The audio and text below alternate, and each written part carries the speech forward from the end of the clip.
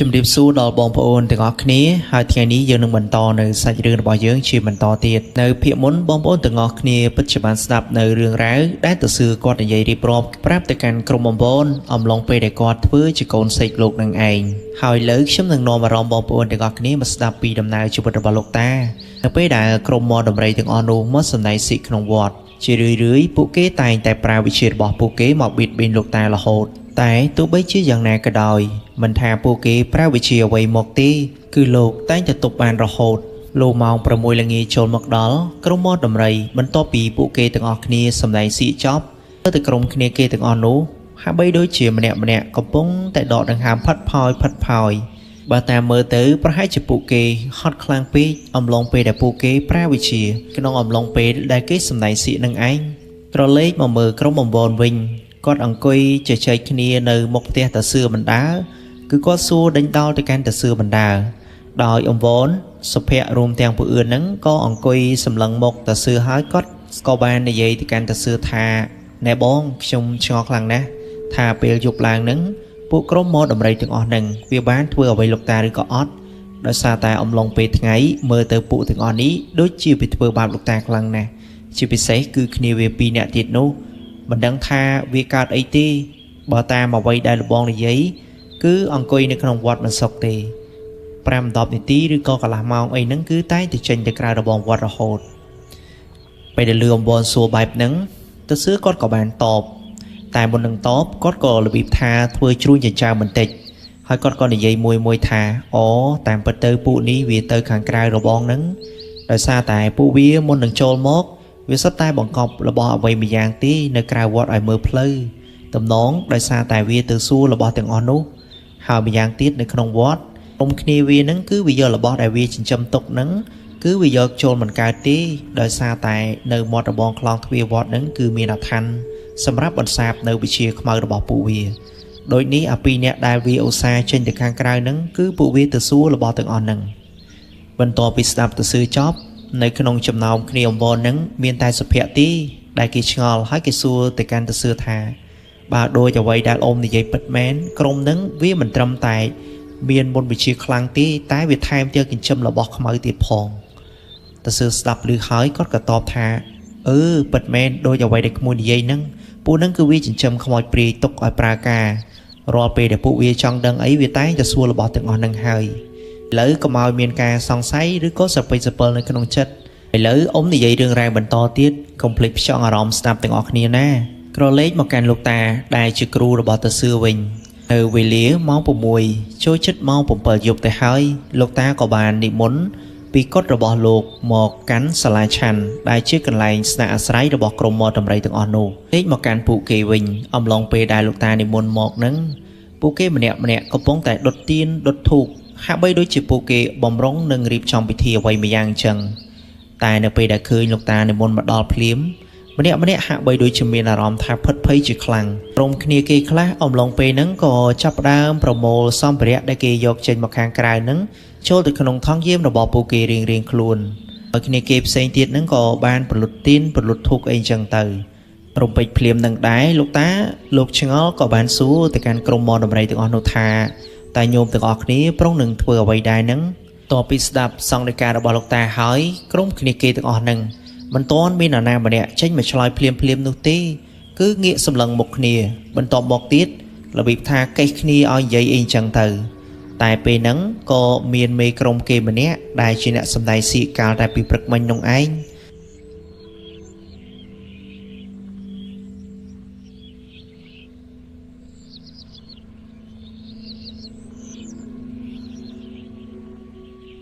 ក៏បាននិយាយថាកណាគុណម្ចាស់កណាទាំងអស់គ្នាថានឹងរៀបចំពិធីនៅក្នុងការដោះអាគមគឺគ្មានបំណងណាមួយអាក្រក់ទេគុណលោកតាស្ដាប់ឮហើយលោកក៏មានសង្ឃដីកាបន្តថាមិនអីទេណាញោមធ្វើអ្វីក៏ធ្វើទៅកុំឲ្យតែប្រាចាកទៅនឹងសិល5ណាញោមម្យ៉ាងទៀតអាត្មាសូមផ្ដាំយប់ឡើងពេលណាគុំសូវចេញដើរនៅក្នុងបរិវេណវត្តនេះប្រេះប្រាស់ជាពិសេសគឺក្បែរព្រះវិហារនឹងឯងគឺមានស្រះទឹកបុរាណមួយញោមទាំងអស់គ្នាពេលដែលយប់ឡើងមិនថាមានរឿងអ្វីនោះទេញោមទាំងអស់គ្នាកុំទៅទីនោះប្រេះផ្ដាស់ម៉ាបានផ្ដែផ្ដាំញោមតែប៉ុណ្ណឹងទេហើយបើញោមទាំងអស់គ្នាធ្វើតាមនោះញោមទាំងអស់គ្នានឹងសុខហើយ តែបើញោមទាំងអស់គ្នានៅតែចង់ដឹងចង់ឮទៀតប្រហែលជាអាត្មាក៏មិនអាចជួយញោមទាំងអស់គ្នាបានដែរឥឡូវអាត្មានិមន្តទៅកុដិរបស់អាត្មាវិញហើយចម្រើនពរញោមទាំងអស់គ្នាបន្ទាប់ពីក្រុមគ្នារបស់គេស្ដាប់នៅសង្ឃដីការបស់លោកតារួចហើយមើលទៅទឹកមុខរបស់ពូគេម្នាក់ហាក់បីដូចជាមិនសូវសប្បាយចិត្តប៉ុន្មាននោះទេជាពិសេសក្រុមគ្នាគេ2នាក់ដែលគេមិនបានមកថ្វាយបង្គំលោកតានោះមើលទៅគេទាំង2នាក់នោះដូចជាមានអារម្មណ៍ថាប្លែកមិនក៏មិនដឹងទេហើយណាមួយអំឡុងពេលដែលលោកតានិមន្តមកដល់កន្លែងដែលពួកគេដេកភ្លាមនឹងបរិះ2នាក់នឹងស្រាប់តែចម្លែកមែនតែនរបៀបថាញ័រកត្រាក់អីអញ្ចឹងទៅលុះចំណែកកាលក្រោយមកក្នុងចំណោមគ្នាគេទាំង5នាក់នឹងក៏មានបរិះម្នាក់គេបាននិយាយថាអើយក្រុមគ្នាយើងកុំទៅជឿសង្ឃដីការបស់លោកតាអីមើលទៅលោកគ្រាន់តែនិយាយបន្លាចពួកយើងតែប៉ុណ្ណោះវាគ្មានខ្មោចឯណាទេបើរាល់ថ្ងៃយើងនឹងហើយជាខ្មោចព្រាយនោះឲ្យគ្នាយើងម្នាក់គ្មាននរណាដែលថាមិនចេះវិជានោះទេសូម្បីតែខ្មោចព្រាយកម្រិតណាក៏យើងចាប់យកមកចងបានដែរជាពិសេសលោកតាម្ចាស់ទឹកម្ចាស់ដីនៅបរិវេណវត្តនេះក៏យើងចងជាប់អត់ទៅហើយតើទៅខ្លាចស្អីទៀតនៅភ្លាមនឹងដែរនៅក្នុងចំណោមគ្នាគេទាំង5នឹងមានបរិសម្នាក់គេក៏បាននិយាយមកកាន់បរិសដែលថាមិនជឿសង្ឃដីការបស់លោកតានឹងថាបើឯងមិនជឿនៅឲ្យស្ងៀមទៅពីព្រោះថានៅទីនេះលោកតាជាអ្នកគ្រប់គ្រងគ្រប់រឿងរ៉ាវដែលកើតឡើងគឺលោកដឹងតែទាំងអស់ហ្នឹងហើយបើចេះចឹងមែនក្រុមគ្នាយើងទាំងអស់ហ្នឹងដាក់អំពើលោកកាលពីថ្ងៃនោះគឺលោកមានបញ្ហាបាត់ទៅហើយមិនមែនលោកអាចបញ្ជិះផុតរហូតទេហើយបើឯងមិនជឿឯងទៅយប់ហ្នឹងពីស្ដាប់សម្ដីគ្នាគេនិយាយរួចហើយបរិះដែលមិនជឿសង្ឃដីការបស់លោកតាហ្នឹងគេនិយាយថា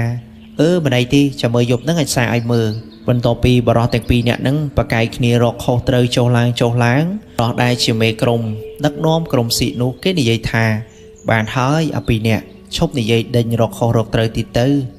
បើអាណាចង់ធ្វើអីក៏ធ្វើទៅអញមិនហាមឃាត់ទេណាមួយមនុស្សក្បាលកញ្ចាស់អត់ទៅហើយហ្នឹងមិនបាច់និយាយច្រើនទេនិយាយតែ1ម៉ាត់2ម៉ាត់គឺអាចយល់គ្នាបានហើយអាអ្នកមិនជឿក៏ទៅអាអ្នកជឿក៏នៅទៅរឿងតែប៉ុណ្ណេះគឺវាចប់ហើយវាគ្មានអីដែលថាពិបាកដោះស្រាយនោះទេពេចភ្លាមនឹងដែរបរិះទាំង2នាក់ដែលកំពុងតែអង្គុយវែកញែករកខុសត្រូវហ្នឹងគេក៏ស្ងាត់មាត់ដំបូងគឺគេលោឡាដាក់គ្នាទៅវិញទៅមកប្រកែកទាញខុសទាញត្រូវមិនដឹងថាខាងណាត្រូវខាងណាខុសទេបន្ទាប់តែពីស្ដាប់មេរបស់គេឬក៏ប្រធានរបស់គេនិយាយទៅពួកនឹងគឺស្ងាត់ឲ្យជ្រាបតែម្ដងគ្មាននរណាចេញមកប្រកែករកខុសត្រូវអីទេលុះពេលវេលាចេះតែរំកិលខិតមកមុខបន្តិចម្ដងសំឡេងសត្វចង្រិតរួមទាំងសត្វរីចេះតែស្រែកឲ្យត្រហឹងលីឡំជាមួយនឹងសត្វរលកនិងសត្វព្រាបដែលកំពុងតែដេកនៅលើសាលាឆាន់ស្របពេលនឹងដែរសំឡេងឆ្កែលូក៏បានបន្លឺឡើងខ្លាំងហើយឆ្កែនឹងគឺជាឆ្កែដែលនៅក្នុងវត្តនឹងឯងដែលលោកតាចិញ្ចឹម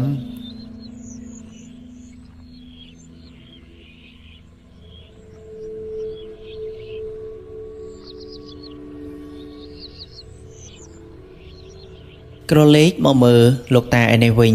អំឡុងពេលដែលលោកកំពុងតែអង្គុយឆាន់តែនៅលើកុដិរបស់លោកនឹង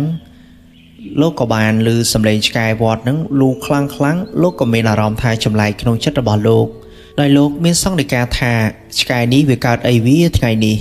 បានចេះតែលូផងស្រែកផងបែបហ្នឹងរាល់ថ្ងៃដូចជាមិនបែបហ្នឹងទេបន្ទាប់ពីលោកមានសង្ឃដីកាចប់ប្រហែលជា 4-5 នាទីក្រោយមកអំឡុងពេលដែលលោកតាចាក់តែចូលទៅក្នុងកែវមិនទាន់បានត្រជាក់ស្រួលបួលផងលោកក៏បានចោលកន្ទុយភ្នែកឡើងមកកាន់ខាងមុខកុដិ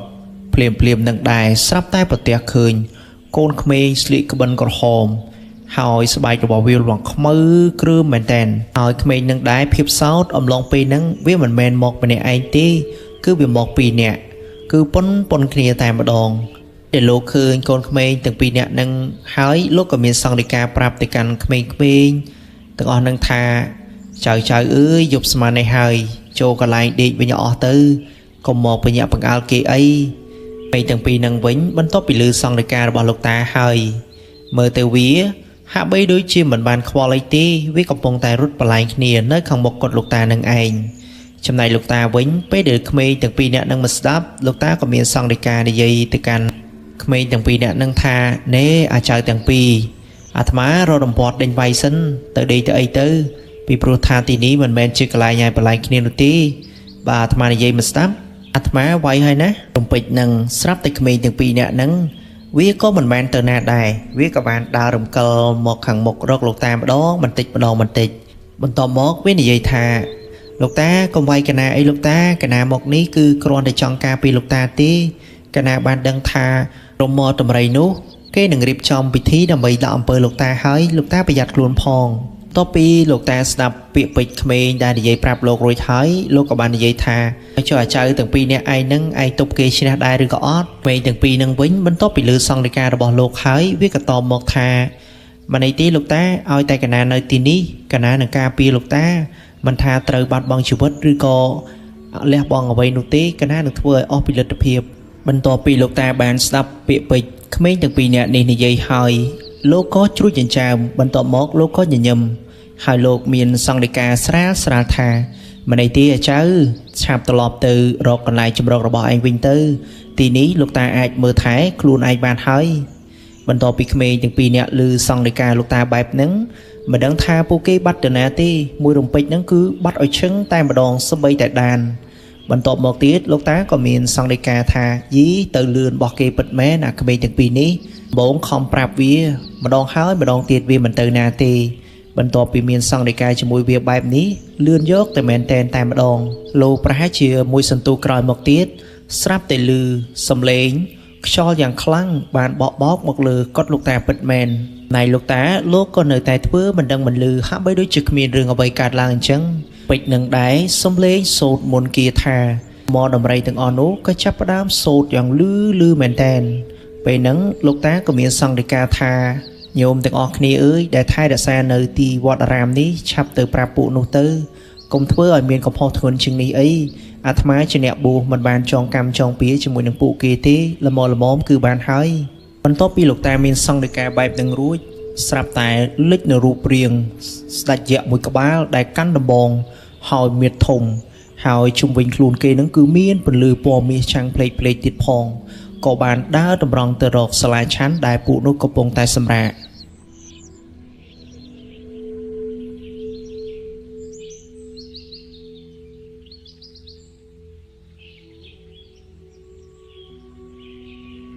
រលេខមកមើលក្រុមមដំរីទាំងអស់នោះវិញអំឡុងពេលដែលពួកគេកំពុងតែផ្គុំគ្នាអង្គុយជារង្វង់ហើយសូត្រមន្តគាថាដាក់បញ្ចូលទៅក្នុងរូបក្រមួនដែលមានរូបរាងសន្តានជារូបមនុស្សហើយជុំវិញរូបក្រមួនដែលគេសូនឡើងជារូបមនុស្សភាពសោតគឺគេយកអំបោះក្រហមរុំជុំវិញឡើងជិតតែម្ដងតពីគ្នាគេសូត្រនៅមន្តគាថាបណ្ដាគឺគេយកដៃគោលចាក់ទៅក្នុងរូបក្រមួនដែលមានរូបរាងជាមនុស្សបណ្ដា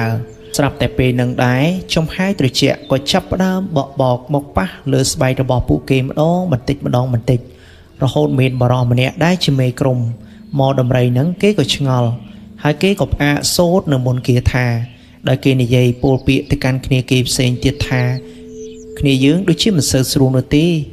ហើយមានអារម្មណ៍ចម្លែកឬក៏អត់ហ្នឹងខ្ញុំមានអារម្មណ៍ថាដូចមានអ្វីមួយយ៉ាងកំពុងតែដើរសម្ដៅមករកពួកយើងហើយចំណែកគ្នាគេផ្សេងទៀតនោះបន្ទាប់ពីឮមេក្រុមរបស់គេនិយាយបែបហ្នឹង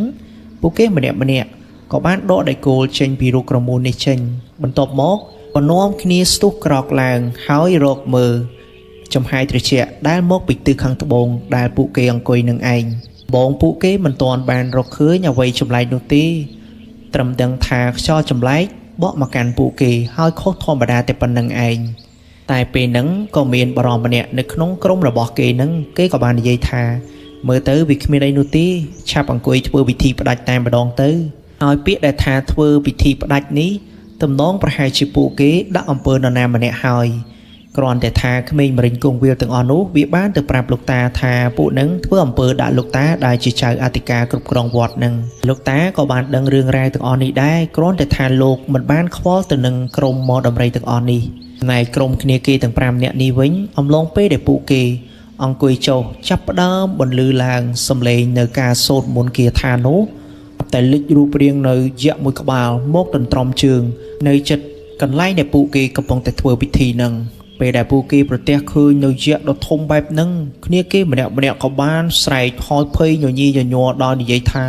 យក្សធំណាស់ជួយផងគឺម្នាក់គឺខ្លាចយកតែមែនតែនអត់ថ្នាក់ពួកគេម្នាក់ក៏បានលឺតជង្គង់ហើយថ្វាយបង្គំស្ដេចយក្សនោះទៀតផង ដល់និយាយអង្វរក៏ថាកុំធ្វើបាបពួកគេអីពួកគេរៀងចាលហើយ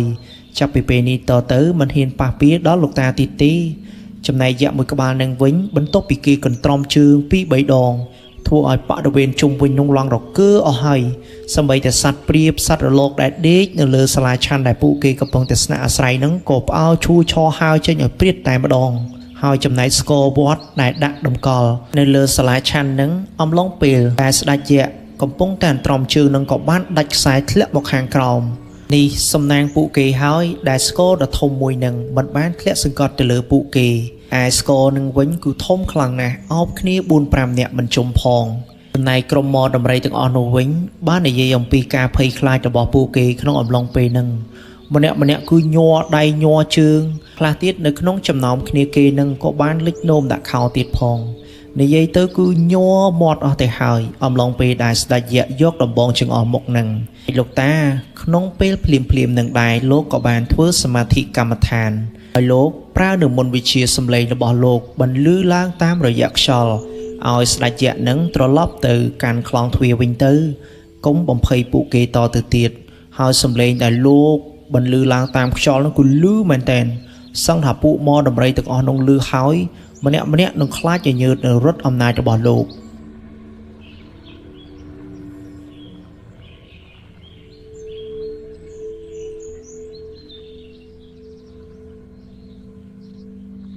បន្ទាប់ពីក្រុមគ្នាគេទាំងអស់បានស្ដាប់ឮសូរសំឡេងសង្ឃដីការបស់លោកតាតាមរយៈព្រះពាយកបទៅដោយឫទ្ធានុភាពនិងអំណាចដ៏ខ្លាំងក្លានោះមើលទៅគ្នាគេទាំងអស់គឺមិនមាននរណាហ៊ានធ្វើកិច្ចពិធីអ្វីផ្ដេសផ្ដាស់ទៀតទេម្នាក់គឺអង្គុយឲ្យស្ងៀមហើយមើលទៅយប់នេះពួកគេក៏មិនហ៊ានដេកដែរគឺអង្គុយមើលមុខគ្នាតែម្ដងលុះដល់ពេលវេលាពាក់កណ្ដាលអាធ្រាត្រម៉ោង 12 យប់ក៏ចូលមកដល់នោះស្រាប់តែពួកគេបានឮសំឡេងស្រីម្នាក់ស្អាតមែនទែនកំពុងតែរំយ៉ាងទន់នៅក្បែរដើមឈើធំមួយជិតព្រះវិហារនឹងឯងពេលហ្នឹងក៏មានក្រុមគ្នាគេម្នាក់គេថានោះលបងគឺមានគេហៅយើងហើយចុះទៅមើលបន្តិចទៅចំណែកឯមេក្រុមគេវិញគេថាម្ដងនេះបើអាណាចុះទៅនឹងត្រូវបាត់បង់ជីវិតហើយមើលទៅស្ត្រីដែលហៅយើងនោះមិនមែនជាមនុស្សទេមើលទៅប្រហែលជាព្រាយដែលវានៅតាមដើមឈើវាបន្លំខ្លួនប្រែកលាមកធ្វើហៅយើងនឹងឯងហើយពួកឯងស្ដាប់អញឲ្យបានដាច់ខាតកុំចុះទៅឲ្យសោះទូសំឡេងដែលហៅចេះតែបន្លឺឡើងម្ដងហើយម្ដងទៀតមានបរិសម្នាក់នៅក្នុងចំណោមគ្នាគេនឹងមើលទៅហាក់បីដូចជាទ្រាំមិនបានទេគឺគេរកតែចុះទៅខាងក្រោមជួបស្ត្រីម្នាក់នោះមួយសំឡេងដែលគេបន្លឺឡើងហៅមកម្ដងវាប្រៀបបានទៅនឹងមន្តសណ្ដំដែលធ្វើឲ្យមនុស្សគ្រប់គ្នាទ្រាំមិនបានតែទោះបីជាយ៉ាងនេះក្តីក៏បរិសដែលជាមេក្រុមគេនោះព្យាយាមចាប់បរិសដែលថានឹងចុះទៅជួបស្ត្រីម្នាក់នោះដោយគេនិយាយថាឯងឲ្យមានសតិឡើងបាយនៅតែអញ្ចឹងទៀតមើលទៅយប់នេះគ្មានជីវិតចេញពីទីនេះទេព្រឹកឡើងទ្រាំឲ្យបានមិនថាគេប្រើមន្តសណ្ដំឬក៏យ៉ាងណាទេត្រូវតែប្រើមន្តគាថាដើម្បីចងឲ្យជាប់បើមិនដូចនោះសម្បីតែអញក៏ជួយឲ្យមិនបានដែរណែកបរោះនឹងវិញពេលដែលលឺមេក្រុមគេខាត់នឹងគេមិនត្រឹមតែមិនជឿទេហាក់បីដូចជាគេកំពុងតែខឹងសម្បាទៀតផងរបៀបថាមនុស្សត្រូវអំពើគេអញ្ចឹងគឺនិយាយអ្វីក៏មិនស្ដាប់ដែរគឺគិតតែពីចង់ទៅជួបស្ត្រីម្នាក់នឹងឯងលុះមិនយូរប៉ុន្មានស្រាប់តែមានគ្នាគេម្នាក់ទៀតក្នុងចំណោម5នាក់ហ្នឹងក៏ដូចតែនឹងបរោះម្នាក់ដែលថាចង់ទៅជួបស្ត្រីម្នាក់នឹងដែរដំបូងអាការៈរបស់គេគឺមិនទាន់ជាការអ្វីធំដុំទេរបៀបថាគ្រាន់តែគេអង្គុយរបៀបថាប្រលឹងវិញ្ញាណមិននៅក្នុងខ្លួនទេគេស្ដាប់បណ្ដាគឺគេសោចម្នាក់ឯងបណ្ដាហើយគេផ្អែកទៅនឹងជើងសសរសាលាឆាន់នឹងឯងហើយមេក្រុមគ្នាគេនោះអំឡុងពេលដែលឃើញបរិសម្នាក់ហ្នឹងបន្ទាប់ពីបរិសដែលថាចង់ទៅជួបស្ត្រីម្នាក់ហ្នឹងមានអាការៈប្លែកមេក្រុមរបស់គេហ្នឹងក៏ដើរទៅជិតបន្ទាប់មកក៏សូត្រនៅមន្តគាថាដាក់នៅលើបាតដៃស្ដាំបន្ទាប់មកទៀតគេក៏យកទៅកាន់ក្បាលបរិសម្នាក់ដែលថាកំពុងតែអង្គុយសោចរវើរវាយម្នាក់ឯងនោះថាអូនស្អាតណាស់អូនជាប្រពន្ធរបស់បងអីចឹងទៅពីប្រធានក្រុមរបស់គេប្រើនៅមន្តគាថាដើម្បីរំលាយសូរស័ព្ទព្រាយនឹងរួចហើយក៏គេមានសតិមកវិញរបៀបថាធម្មតាហើយគេក៏បានសួរទៅកាន់មេក្រុមរបស់គេថាខ្ញុំកាត់អីលបងមុនហ្នឹង ហើយមេរបស់គេហ្នឹងក៏បាននិយាយថាឯងមិនកើតអីទេគ្រាន់តែអង្គុយញញឹមនឹងសោចម្នាក់ឯងហើយនិយាយថាអូនស្អាតណាស់អូនស្អាតណាស់អូនកុំទៅណាចោលបងអីចឹងទៅ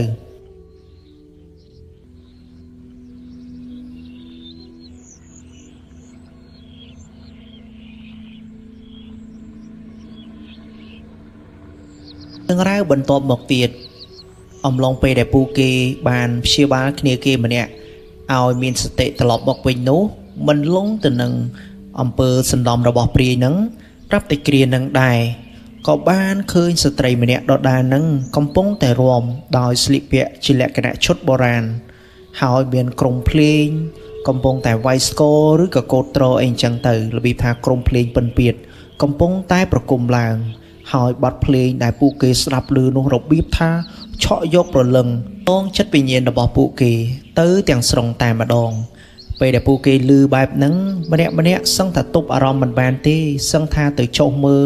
ទៅដល់កន្លែងដែលពួកគេកំពុងតែប្រគំបទភ្លេងតែម្ដងតែនេះជាសំណាងហើយបរោះដែលជាមេក្រុមហ្នឹងគេមានមុនវិជាការខ្លាំងពូកែដែលគេចងសីមាជាប់កុំអីគ្នាគេទាំងអស់នឹងប្រហែលជាមិនមាននរណានៅអង្គុយលើសាលាឆាន់ជាប់ទេតែទោះបីជាយ៉ាងនេះក្តីអំឡុងពេលដែលពួកគេស្ដាប់ភ្លេងដែលបន្លឺឡើងជារឿយរហូតមួយសន្ទុះក្រោយមកស្រាប់តែមានគ្នាគេម្នាក់គូគេទ្រាំលែងបានហើយគេបាននិយាយទៅកាន់មេក្រុមរបស់គេថាឲ្យខ្ញុំចុះទៅមិនបាច់ខាត់ខ្ញុំទេហើយនេះក៏ជាជីវិតរបស់ខ្ញុំដែរចាប់ពីពេលនេះតទៅប្រសិនបើខ្ញុំស្លាប់ឬរស់វាអាស្រ័យទៅលើខ្ញុំមិនបាច់ខាត់ខ្ញុំទេខ្ញុំត្រូវតែទៅមើលស្ត្រីម្នាក់ដែលរាំនឹងឲ្យបានបន្ទាប់ពីគេនិយាយចប់មេរបស់គេដែលជាអ្នកដឹកនាំក្រុមនឹងក៏បាននិយាយខ្លាំងទៅកាន់គេថាឯងឲ្យវាមានសតិឡើងកុំឲ្យសតិចិត្តវិញ្ញាណរបស់ឯងត្រូវបានពពួកខ្មោចព្រាយនៅក្នុងនេះគ្រប់គ្រងបានឯសោះបើមិនដូចនេះទេជីវិតនឹងត្រូវអាសាបងតទេហើយចូលប្រពន្ធកូនរបស់ឯងដែលនៅផ្ទះនោះឯងគិតយ៉ាងណាតបពីលឺមេរបស់គេដែលជាអ្នកដឹកនាំក្រុមនិយាយបែបនឹងភ្លាមបរិះម្នាក់ដែលថាចង់ចុះទៅខាងក្រោមមើលស្ត្រីម្នាក់ដែលកំពុងតែរាំពោពេញទៅដោយភាពរស់រវើកនិងទុនរវើយនោះរួមទាំងសម្រស់និងកាយវិការផ្សំគ្នានោះគឺគ្មានកន្លែងណាទាស់ភ្នែកទេគឺមើលទៅគឺស្អាតយកតែមែនតែម្ដងបរិះម្នាក់ហ្នឹងគេក៏ទ្រាំមិនបានទៀតទេដោយគេនិយាយទៅកាន់គ្នាគេទៀតថាតើនរណាចង់ទៅជាមួយគ្នាខ្លះបើចង់ទៅយើងទៅទាំងអស់គ្នាហើយបើលបងមិនចង់ទៅលបងនៅទីនេះហើយបើលបងខ្លាចទុកឲ្យពួកខ្ញុំទៅមើលការប្រគំតន្ត្រីនិងបទភ្លេងរបស់គេគឺគេនិយាយបែបហ្នឹងតែម្ដងរីឯបរិះដែលជាប្រធានក្រុមវិញហ្នឹងរបៀបថាអស់ពិធីហើយទៅពេលភ្លាមនឹងដែរគេក៏ឈរបណ្ដាដកដង្ហើមវែងបណ្ដារបៀបថាមនុស្សគ្មានពិធីនៅក្នុងការបញ្យលក្រុមគ្នាគេពេលនឹងដែរបរិះដែលជាមេក្រុមហ្នឹងបន្ទាប់ពីនិយាយកូនចៅគេមិនស្ដាប់គេក៏បានប្រើវិធីចុងក្រោយរបស់គេថាបើពួកឯងណាម្នាក់ហ៊ានទៅចុះទៅតែពីសាលាឆាន់នេះមួយចង្ហៀនអញនឹងធ្វើឲ្យពួកឯងដើរលែងរួចតែម្ដងលេងមកមើលកូនចៅរបស់គេវិញបន្ទាប់ពីឮសម្ដីដែលមេរបស់គេនិយាយបែបហ្នឹងបរិះម្នាក់ដែលឈរនៅខាងក្រោយមេរបស់គេហ្នឹងគេក៏បានលើកដៃវាយទៅកាន់មេរបស់គេចំឆ្អឹងកមួយដៃបឹបស្រាប់តែមេរបស់គេដួលក្រឹបទៅនឹងលើសាលាឆាន់នឹងឯងហើយបន្ទាប់ពីមេរបស់គេដួលហើយបងប្អូនដឹងទេអំឡុងពេលហ្នឹងកូនចៅរបស់គេហ្នឹងគឺនាំគ្នារត់ចុះពីលើសាលាឆាន់ទៅខាងក្រោមទៅមើលស្ត្រីម្នាក់ដែលកំពុងតែរាំរវល់នៅក្រោមដើមឈើធំមួយនៅពេលដែលពួកគេម្នាក់ចុះផុតតែពីលើសាលាឆាន់ទេបងប្អូនស្រាប់តែមានក្មេងប្រុស2នាក់ខ្មៅក្រឹបតែម្ដងមកនិយាយថាពូមកនេះពូតាមខ្ញុំទៅខ្ញុំនាំទៅមើលកន្លែងប្រគំភ្លេងនោះហើយបរិះទាំង4នាក់ហ្នឹងបន្ទាប់ពីឮក្មេងមកនាំផ្លូវគេហើយគឺគេសប្បាយចិត្តណាស់របៀបថាកំពុងតែត្រូវងប់ងល់នឹងអំពើសន្លំរបស់ព្រាយគេក៏បាននិយាយថាពីទាំង2នាក់ឆាប់នាំពូទៅឲ្យលឿនទៅថ្ងៃស្អែកពូនឹងឲ្យរបស់ឲ្យក្មួយហូប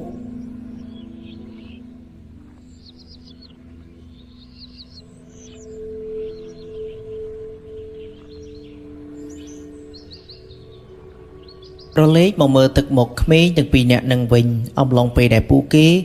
នាំបរិះទាំង4នាក់នឹងចុះពីលើសាលាឆាន់ភ្លាមនោះទាំងពីរនឹងក៏បានយកដៃរបស់គេចង្អុលមុខហើយគេសើចលឺបន្ទាប់មកបរិះទាំង4នាក់នឹងវិញគេក៏ឆ្ងល់ហើយក៏សួរទៅកាន់ក្មេងនឹងថា ជប់អូនទាំងពីរឬក៏ក្មួយទាំងពីរមិនក៏សោចពូបែបហ្នឹងតើមានរឿងអ្វីបានជាសោចពូបែបនេះហើយក្មេងទាំងពីរហ្នឹងក៏វាឆ្លើយមកកាន់បរិសទាំង4នាក់ហ្នឹងថាអូខ្ញុំគ្រាន់តែសោចលេងទេតាមិនមានរឿងអ្វីទេពូហើយឥឡូវពូរត់តាមខ្ញុំឲ្យលឿនមកដើម្បីទៅមើលការប្រគំបទភ្លេងនោះតែពូទាំង4នាក់ត្រូវតែធ្វើតាមខ្ញុំអំឡុងពេលដែលចូលទៅហ្នឹងមិនត្រូវយករបស់ស័ក្តិសិទ្ធិអីទៅនោះទេបើមិនដូចនោះបងស្រីពិតជាខឹងហើយលែងប្រគំភ្លេងឲ្យពូមើលហើយបរិសទាំង4នាក់ហ្នឹងអំឡុងពេលដែលគេចុះពីលើសាលាឆាន់ហ្នឹងគេមានគ្រាប់កថាដែលចវាយរបស់គេឬក៏មេក្រុមរបស់គេឲ្យហ្នឹងហើយគ្រាប់កថាហ្នឹងគឺអានុភាពសម្រាប់ការពារពពួកខ្មោចព្រាយឬក៏វិញ្ញាណខ្មៅអីចឹងទៅចំណែកបរិសហ្នឹងវិញអំឡុងពេលដែលឮក្មេងទាំងពីរនាក់គេនិយាយថាកុំឲ្យយករបស់ស័ក្តិសិទ្ធិទៅតាមខ្លួនបែបហ្នឹងម្នាក់របៀបថាមិនគិតច្រើននោះទេគូនាំគ្នាដោះគ្រាប់កថានឹងចេញຕົកនៅមាត់ផ្លូវសាលាឆាន់នឹងឯងហើយពួកគេហ្នឹងក៏នាំគ្នាដើរទៅតាមក្មេងប្រុសទាំងពីរនាក់ហ្នឹងលុះដើរមិនយូរប៉ុន្មានស្រាប់តែទៅដល់ដើមឈើធំនឹងពិតមែនហើយក៏មិនបានប្រទះឃើញនារីដែលស្រស់ស្អាតកំពុងតែរាំដែរហើយក្រុមភ្លេងដែលពួកគេមើលពីលើសាលាឆាន់ឃើញមុនហ្នឹងក៏មិនមានទៀតដែរបន្ទាប់មកក្រុមគ្នាគេហ្នឹងក៏បានសួរទៅកាន់ក្មេងប្រុសទាំងពីរនាក់ហ្នឹងថាឲ្យចុះឯណាមនុស្សស្រីដែលកំពុងតែរាំយ៉ាងល្វត់ល្វន់ហើយមានសម្រស់ស្រស់ស្អាតនោះតាណាបាត់ហើយក្មួយទាំងពីរនាក់មានឃើញទេហើយក្មេងហ្នឹងវាក៏ចាប់ផ្ដើមសោចផងរបៀបថាវារត់ប្រឡែងលេងផងភ្លាមហ្នឹងក៏មានបរិសម្នាក់ក្នុងចំណោមគ្នាគេហ្នឹងទៅចាប់ដៃក្មេងប្រុសនោះសួរថាក្មួយឲ្យឈប់រត់ទេមើលប្រាប់ពូសិនមើលគេតាណាបាត់ហើយក្មេងទាំងពីរហ្នឹងគេក៏បាននិយាយថាអូបងស្រីដែលរាំមុនហ្នឹងគាត់ជាបងរបស់ខ្ញុំទេតាហើយឥឡូវគាត់ទៅផ្ទះបាត់ហើយពូគាត់មិននៅទីនេះទៀតទេដោយសារតែការប្រគំនេះគឺមានរយៈពេលខ្លីណាស់បើពូមកមើលតន់គឺតន់បើពូមើលមិនតន់គឺគាត់ទៅផ្ទះបាត់ហើយទាំង4នាក់ស្ដាប់ឮភ្លាមគេក៏បាននិយាយថាយីចុះផ្ទះរបស់បងស្រីរបស់ក្មួយឯងហ្នឹងនៅឯណាដែរឆាប់នាំពូទៅភ្លាមទៅពូមិនមានបំណងអាក្រក់អីទេគ្រាន់តែចង់ឲ្យគេប្រគំបទភ្លេងនិងរាំឲ្យមើលតែប៉ុណ្ណោះពូមិនដែលធ្លាប់ឃើញនរណាដែលរាំទន់ហើយស្អាតបែបនេះទេចំណែកក្មេងប្រុសទាំងពីរនាក់នឹងវិញបន្ទាប់ពីវាបានស្ដាប់ឮបរិសទាំង4នាក់និយាយបែបហ្នឹងហើយវាក៏ងាកមើលមុខហើយវាក្តាប់មាត់បន្ទាប់មកវាយកដៃវាចង្អុលមុខថាយីតើចង់ទៅវិញឬក៏នៅទីនេះដោយវានិយាយអញ្ចឹងឯងបន្ទាប់មកមានបរិសម្នាក់ក្នុងចំណោមគ្នាគេហ្នឹងគេក៏ចេញមកនិយាយថាអត់ទេពូមិនតន់ចង់ទៅណាទេគឺពូនៅទីនេះទេតាមិនតន់បានមើលគេរាំផងឥឡូវបែរជាគេទៅផ្ទះបាត់ទៅឆាប់ទៅចាំពូឲ្យស្ករគ្រាប់ពួកឯងហូបនៅថ្ងៃស្អែកក្មេងនឹងស្ដាប់ឮភ្លាមស្រាប់តែពួកវាទាំងពីរនាក់វាបានរត់ទៅមុខហើយវាបក់ដៃបណ្ដើរវារត់បណ្ដើរវាថាមកតាមខ្ញុំមកតាមខ្ញុំមកឲ្យលឿនហើយបរិសទាំង4នាក់ហ្នឹងក៏រត់ទៅតាមពួកវាពិតមែនរបៀបថាចិត្តវិញ្ញាណរបស់ពួកគេត្រូវបានពពួកខ្មោចព្រាយនោះគ្រប់គ្រងទាំងស្រុងគឺលែងគិតអ្វីច្រើនហើយគឺគិតតែពីរត់តាមតែម្ដង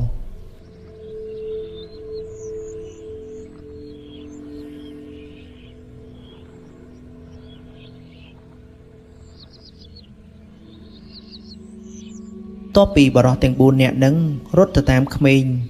ទាំងពីរនឹងយូរទៅស្រាប់តែគេសួរទៅកាន់ក្មេងនឹងថាផ្ទះរបស់ក្មួយទាំងពីរនៅឯណាគឺយូរខ្លាំងម្ល៉េះមិនក៏ពូរត់មួយសន្ទុះហើយនៅតែមិនដល់ផ្ទះរបស់ក្មួយហើយក្មេងហ្នឹងគេក៏បានតបមកកាន់បរិសទាំង4នឹងថាអូផ្ទះខ្ញុំនៅខាងមុខទេពូរំលងតែដើមឈើ2 3ដើមហ្នឹងគឺដល់ហើយណាពូមកឲ្យលឿនមកពូខ្ញុំចាំហើយបរិសទាំង4ហ្នឹងរបៀបថារត់បណ្ដើរដកខ្យល់ត្រហក់បណ្ដើររបៀបថារត់ឡើងបែកញើសអស់ហើយប៉ុន្តែនៅតែមិនទាន់ដល់ផ្ទះក្មេងនឹងទៀតលុះមួយសន្ទុះក្រោយមកស្រាប់តែក្មេងនឹងវាថានោះពូនៅខាងមុខនោះផុតតែដុំថ្ម2ដុំគឺដល់ផ្ទះខ្ញុំហើយណាពូហើយបងស្រីរបស់ខ្ញុំគឺនៅទីនោះឯងពូបរិសទាំង4ស្រាប់ឮភ្លាមពួកគេហាក់បីដូចជាមានអារម្មណ៍សប្បាយអ្នកខ្លះក៏ញញឹមញញែមអ្នកខ្លះទៀតក៏បាននិយាយលេបខាយដាក់គ្នាគេនឹងថាម្ដងនេះទុកឲ្យអញវើយពួកឯងចាំក្រោយទៅហើយមនុស្សស្រីម្នាក់នេះត្រូវតែជារបស់អញពួកឯងដាច់ខាតកុំទៅដើមអញវើយពីព្រោះថាអញឃើញមុនគេគឺគេនិយាយបែបហ្នឹងទៅកាន់គ្នាគេទៅវិញទៅមកចំណែកឯក្មេងប្រុស2នាក់ហ្នឹងគេក៏ចាប់ផ្ដើមហៅបរិសទាំង4នាក់ហ្នឹងឲ្យដើរចូលទៅក្នុងផ្ទះរបស់គេឈរបក់ដៃថាពូមកឲ្យលឿនមកណាពូខ្ញុំចាំពូនៅទីនេះ ហើយបរិសទាំង4នាក់នឹងចេះតែព្យាយាមដើរទៅរកក្មេងប្រុសនឹងតែដើរយូរទៅហាក់បីដូចជាមិនដល់កន្លែងដែលក្មេងប្រុសនឹងឈរបក់ដៃពួកគេទេរបៀបថាដើរយូរទៅកាន់តែឆ្ងាយដើរយូរទៅកាន់តែឆ្ងាយហាក់បីដូចជាមានរឿងចម្លែកកើតឡើងលុះមិនយូរប៉ុន្មានក្មេងប្រុសទាំង2នាក់នឹងវាក៏បាននិយាយប្រាប់ទៅកាន់បរិសទាំង4នោះថាប្រសិនបើពូដើរមិនទាន់ខ្ញុំទេគឺខ្ញុំទៅមុនហើយពូទាំងអស់គ្នាត្រឡប់ទៅវិញទៅខ្ញុំលែងឲ្យជួបបងស្រីរបស់ខ្ញុំហើយបរិសទាំង4នាក់នឹងចាប់ផ្ដើមភ័យយកតែមែនតែម្ដងដោយពួកគេគិតថាយីក្មេងនេះតូចទេមិនក៏ពួកយើងដើរមិនទាន់បែបហ្នឹងហើយម្យ៉ាងទៀតឥឡូវគឺគេរត់ទៅបាត់ហើយពួកយើងតើទៅផ្ទះវិញតាមផ្លូវណាខ្ញុំគ្នាគេឯទៀតនឹងបន្ទាប់ពីឮគ្នាគេម្នាក់នៅក្នុងចំណោមគេនឹងនិយាយថាតែយើងត្រឡប់ទៅកន្លែងចាស់របស់យើងតាមផ្លូវណារបៀបថាមកសាលាឆាន់អីចឹងទៅស្រាប់តែផ្លូវដែលធ្លាប់តែដើរហ្នឹងមិនដឹងថាផ្លូវណាមួយទេគឺវង្វេងតែម្ដងរបៀបថាពួកគេបានចូលទៅដល់តំបន់ផ្សេងហ្នឹងគ្នាគេទាំង4នាក់ក៏បានឈប់ហើយក៏ព្យាយាមសម្លឹងឆ្វេងស្ដាំបន្ទាប់មកទៀតគេក៏បាននិយាយថាក្រុមគ្នាយើងទាំងអស់គ្នាមុនហ្នឹងពេលដែលយើងចុះពីលើសាលាឆាន់ហ្នឹងគឺពេលយប់ទេតាហើយពេលដែលយើងចុះមកហ្នឹងចំខែភ្លឺស្រាងដែលអាចមើលក្មេងនោះឃើញតែឥឡូវដូចជាមិនមែនពេលយប់ទៀតទេដូចជាពេលថ្ងៃទៅវិញចំណោមគ្នាគេហ្នឹងបន្ទាប់ពីឮគ្នាគេម្នាក់ទៀតនិយាយបែបហ្នឹងគេក៏មានអារម្មណ៍បុកពោះរបៀបថាចាប់ផ្ដើមមានសតិត្រឡប់មកវិញម្ដងបន្តិចប៉ុន្តែជាអកុសលគឺវាហួសពេលទៅហើយដោយសារតែគឺគេចូលមកដល់ដែនអថ័ន្នឬក៏ដែនអមនុស្សបន្តពីនឹងទៀតពួកគេម្នាក់ចេះតែដើររកផ្លូវដើម្បីត្រឡប់មកកាន់ទីវត្តអារាមវិញប៉ុន្តែទោះបីពួកគេព្យាយាមដើរយ៉ាងណាក្តីក៏មិនឃើញផ្លូវត្រឡប់មកវិញដែរកាន់តែដើរកាន់តែឆ្ងាយពួកគេចេះតែបន្តដំណើរដើររកផ្លូវត្រឡប់មកទីវត្តអារាមវិញដើរយូរក៏ឃើញផ្លូវយ៉ាងធំមួយហើយផ្លូវហ្នឹងគឺមិនមែនជាផ្លូវស្អាតទេបងប្អូនគឺជាផ្លូវដែលក្រហេកក្រហុកលក្ខណៈថាដូចស្នាមទឹកភ្លៀងដក់ហើយច្រោះផ្លូវអញ្ចឹងមានទាំងឫសឈើដុះខ្វាត់ខ្វែងនិយាយទៅផ្លូវនេះបើសិនជាយើងបរទេសក៏បមិនកើតដែរដោយសារតែឫសឈើធំពេកដែលវាដុះកាត់ផ្លូវនឹងឯងតែទោះបីជាយ៉ាងណាពួកគេក៏ចេះតែធ្វើដំណើរស្មើជើងនឹងបន្តទៅខាងមុខរហូតរៀងឆ្ងាយបន្តិចស្រាប់តែគេឃើញខ្ទមចាស់មួយហើយនៅទីហ្នឹងមានលោកយាយម្នាក់កំពុងតែបង្កាត់ភ្លើងដាំទឹកក្តៅ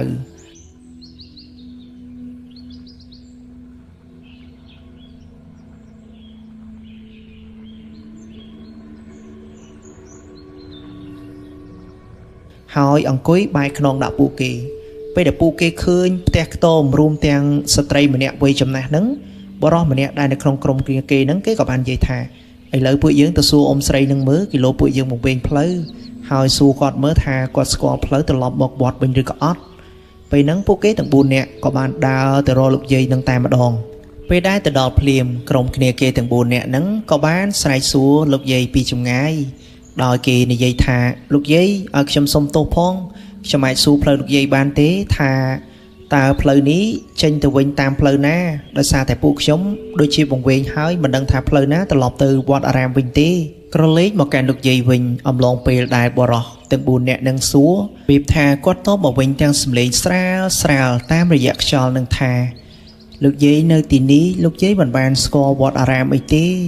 ហើយក្មួយទាំងអស់គ្នាទៅណាមកណាបានជាមកដល់ទីនេះចំណែកក្រុមគ្នាគេនេះវិញបន្ទាប់ពីស្ដាប់ការអធិប្បាយរបស់លោកយាយហើយបរិសម្នាក់ហ្នឹងគេក៏បាននិយាយថាខ្ញុំសូមលាលោកយាយហើយមិនរំខានលោកយាយទេណែឯលោកយាយនេះវិញក៏បាននិយាយទៅកាន់បរិស4នាក់ហ្នឹងថាបើសិនជាធ្វើដំណើរបន្តទៅមុខទៀតប្រយ័ត្នពង្វេងផ្លូវកាន់តែជ្រៅនាំគ្នាមកអង្គុយទីនេះសិនមកចាំលោកយាយចាក់តែឲ្យហូបតពីក្រុមគ្នាគេទាំង4នាក់ហ្នឹងឮសំឡេងលោកយាយហៅឲ្យអង្គុយលេងហើយហូបតែនៅផ្ទះរបស់គាត់ហើយចំពេលនឹងដែរក៏បរិសទាំង4នាក់ហ្នឹងហត់នឿយល្មមដោយសារតែពួកគេអំឡុងពេលមុនហ្នឹងរត់តាមក្មេងប្រុសទាំង2នាក់ហ្នឹងគឺហត់យកតែមែនតែនដូចនេះពួកគេក៏សប្បាយចិត្តដល់ញញឹមញញែមដាក់គ្នាអីអញ្ចឹងទៅបន្ទាប់មកក៏និយាយទៅកាន់គ្នាគេថាបើលោកយាយហៅហើយយើងនាំគ្នាចូលទៅសម្រាប់បន្តិចទៅបាត់ចុកដៃចុកជើងចាំនាំគ្នាបន្តដំណើរទៅមុខទៀតណាមួយនៅទីនេះទៅអង្គុយជជែកលេងជាមួយគាត់មួយសន្ទុះទៅក៏មិនខាត់បងអីដែរបន្ទាប់ពីនាំគ្នាខ្សឹបខ្សៀវនិយាយតិចហើយហ្នឹងក៏សម្រុកដើរទៅរកលោកយាយតែម្ដងដើរចូលទៅភ្លាមលោកយាយក៏ស្រាប់តែ ងាកមុខមកមើលបរិះទាំង4នាក់នឹងដំបូងគាត់អង្គុយបាយក្នុងនិយាយទេហើយដៃរបស់គាត់នឹងគឺដុតភ្លើងដាំទឹកបណ្ដាគឺគាត់និយាយបណ្ដាតែនៅពេលដែលបរិះទាំង4នាក់នឹងដើរទៅគីគាត់ម្ដងបន្តិចស្រាប់តែលោកយាយនឹងងាកមុខមកឡងរបៀបថាលឿនមែនតើងាកមកផាំងមកខាងក្រោយបរិះទាំង4នាក់នឹងឃើញលោកយាយភ្លាមហាក់បីដូចជាមានអារម្មណ៍ថាខ្លាចញញើតម្នាក់សឹងថារត់ជន់ជើងគ្នាទៅហើយតពីពួកគេរករត់លោកយាយនឹងក៏និយាយតាមរយៈខ្យល់មកស្រាលថាកុំខ្លាចយាយណាអីចៅមកវិញមកបន្ទាប់មកទឹកមុខរបស់លោកយាយនឹងក៏ញញឹមស្រស់បោះដំបូងកាលដែលគាត់ងាកមកភ្លាមនឹងរង្វង់ភ្នែករបស់គាត់គូឡងខ្មឹងងឹតតែម្ដងហើយអ្នកណាមិនខ្លាចបងប្អូនអំឡុងពេលដែលងាកមកបែបនឹងអីគឺលុះព្រលឹងអស់ហើយនិយាយអំពីបរិះទាំង4នាក់នឹងរត់បណ្ដាគូព្រឺក្បាលបណ្ដាទៅជាក់ចុងដៃចុងជើងបែកញើសតែម្ដងរបៀបថាមនុស្សខ្លាចហើយណាមួយអំឡុងពេលដែលពួកគេចូលមកនឹងគឺគ្មានរបស់ស័ក្តិសិទ្ធិអីទេគឺត្រូវបានក្មេងប្រុសទាំង2នាក់នោះប្រាប់ឲ្យដោះទុកអស់ហើយដូចនេះម្នាក់គឺភ័យយកតែមែនតែន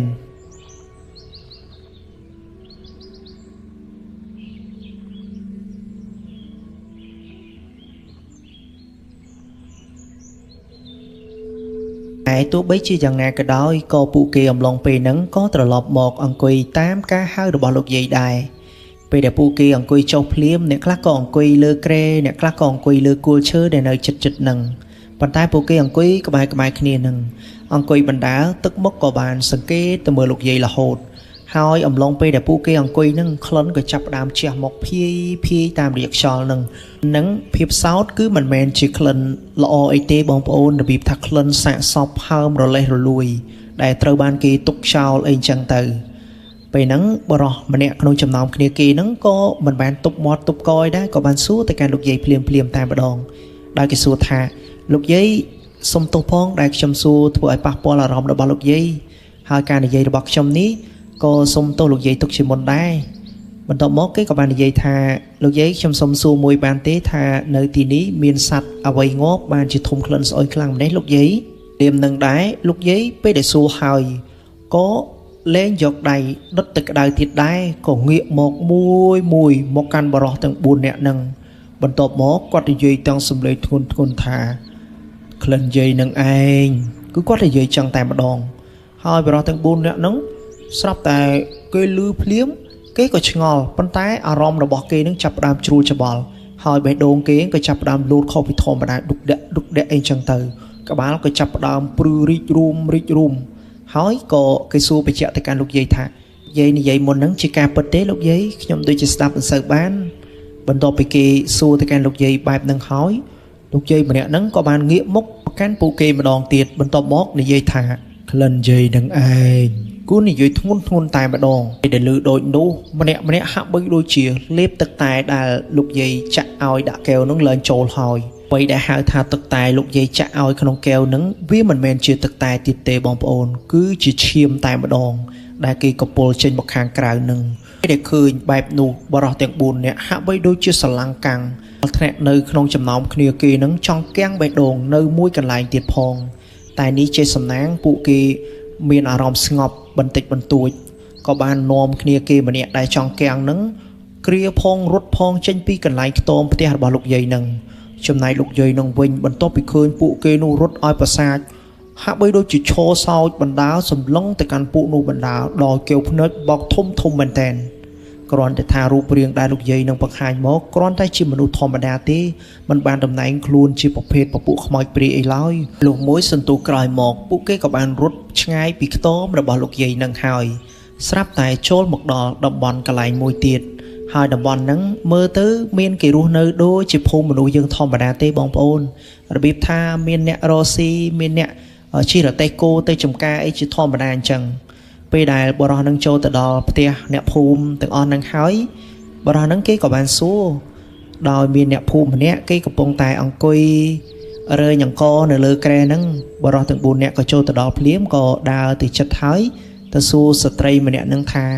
ឲ្យខ្ញុំសុំទោសណាអ្នកមីងឲ្យខ្ញុំសួរបន្តិចបានទេតើអ្នកមីងស្គាល់ផ្លូវត្រឡប់ទៅវត្តអារាមវិញទេណែស្ត្រីដែលកំពុងតែរែងអង្គនឹងវិញគេដំបងសួរ2-3ម៉ាត់គឺគេមិនឆ្លើយទេពេលដែលបរិះទាំង4នាក់នឹងព្យាយាមសួរចុះសួរឡើងគេក៏បានតបថាក ក៏មកសួរអញមិនស្គាល់នោះទេវត្តឯណាទៅទីនេះគឺគ្មានវត្តឡើយគឺគេនិយាយបែបនឹងតែម្ដងហើយបរិសុទ្ធទាំង4នាក់នឹងវិញក៏នាំគ្នាឈរបណ្ដាបុកពោះបណ្ដាតែម្ដងដោយម្នាក់គិតថាមើលទៅពួកយើងប្រហែលជាមកវិញផ្លូវចូលមកដល់កន្លែងណាហើយមិនដឹងទេនេះបានតែសួរអ្នកណាក៏គេមិនស្គាល់វត្តអារាមឬក៏ផ្លូវដែលយើងត្រឡប់ទៅវិញដែរបោហើយយើងមិនដឹងថាទៅដេកនៅឯណាទេមើលទៅពេលក៏ជិតយប់ណាស់ហើយ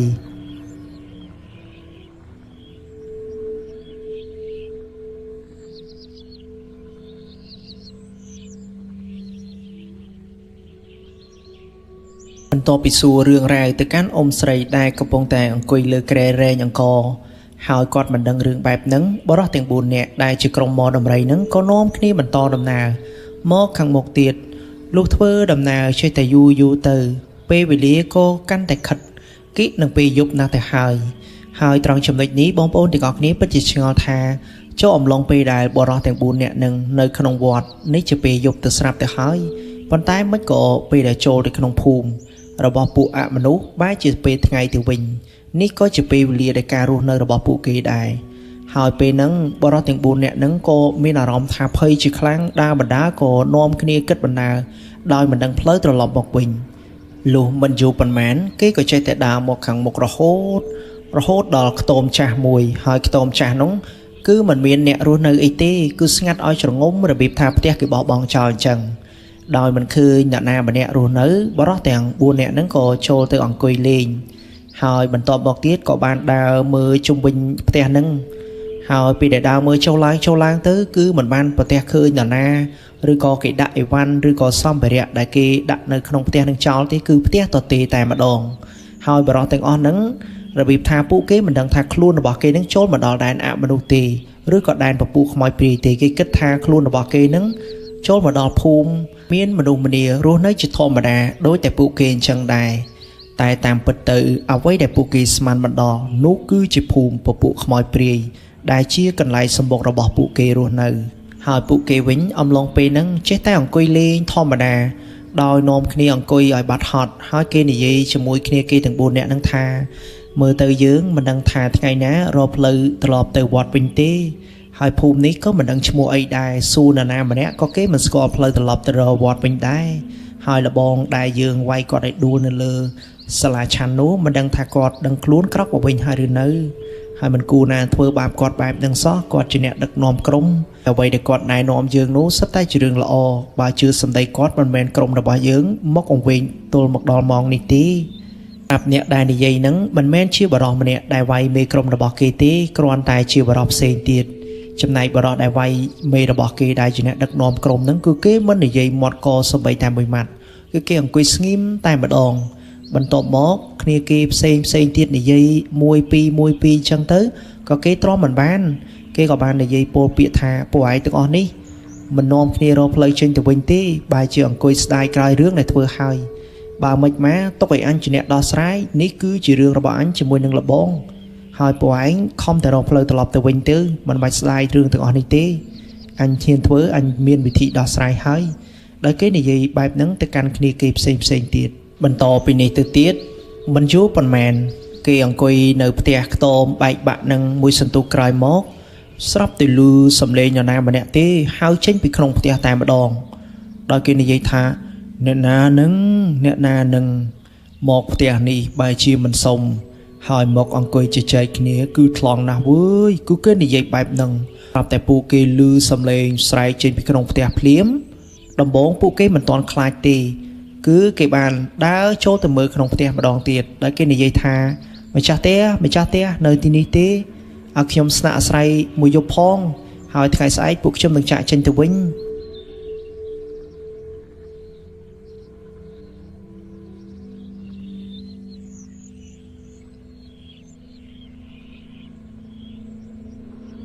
បន្ទាប់ពីគេស្រែកសួរបែបនឹងហើយក៏គ្មានសំឡេងណា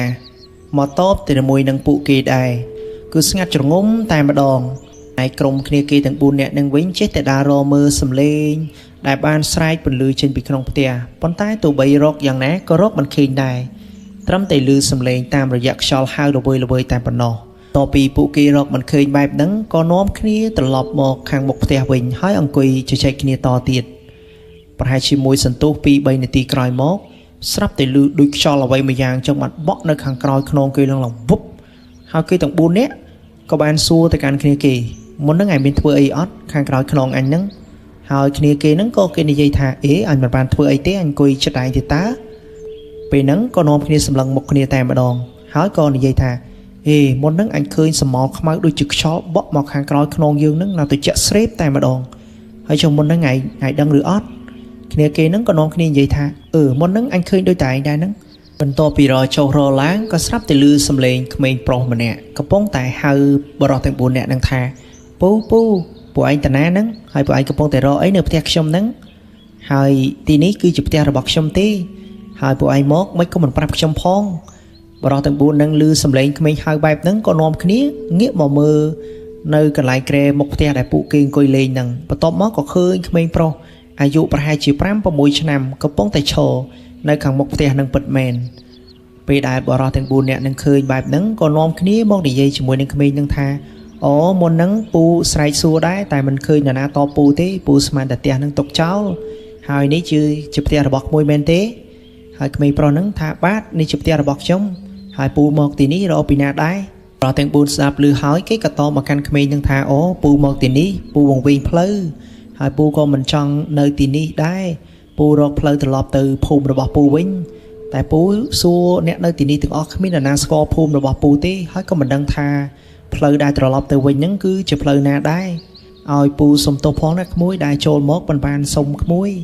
ឲ្យក្មេងប្រុសម្នាក់ហ្នឹងវិញបន្ទាប់ពីឮបរិសទាំង4ហ្នឹងនិយាយបែបហ្នឹងគេក៏សើចបន្ទាប់មកគេក៏បានប្រាប់ទៅកាន់បរិសហ្នឹងថាមិនអីទេពូបើពូចង់ស្នាក់នៅទីនេះក៏ស្នាក់ទៅខ្ញុំហើយនឹងម៉ែខ្ញុំជាប់ទៅរកស៊ីនៅឯក្រៅតើតែយប់បន្តិចបានខ្ញុំពីអ្នកម៉ែខ្ញុំត្រឡប់មកវិញឯពេលវេលាដែលក្មេងប្រុសម្នាក់នឹងចាក់ចេញបើគិតពីម៉ោងគឺម៉ោង 3-4 ល្ងាចអីហ្នឹងបន្ទាប់ពីក្មេងប្រុសម្នាក់នឹងនិយាយហើយគេក៏និយាយថាលីហើយពូគ្រាន់តែបរិសទាំង 3-4 នាក់នឹងកលិះភ្នែកបន្តិចស្រាប់តែបាត់គេភ្លាមអំឡុងពេលហ្នឹងម្នាក់គូភ័យលងញ័រជើងអស់ហើយដោយគេនិយាយទៅកាន់គ្នាគេបណ្ដាថាយីអាក្មេងនេះបាត់តាណាទៀតហើយលឿនវិញ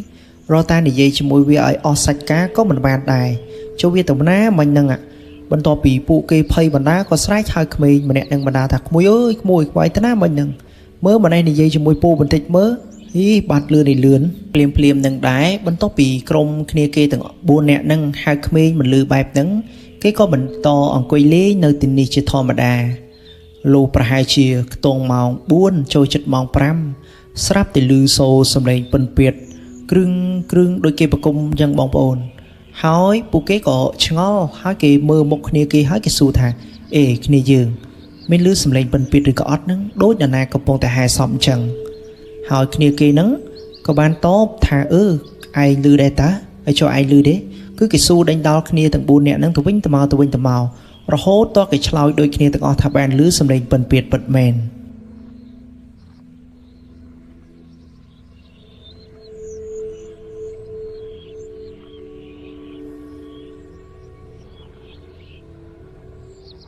ក្រុមគ្នាគេទាំង4ហ្នឹងបន្ទាប់ពីស្ដាប់ឮសំឡេងពិនពាទ្យ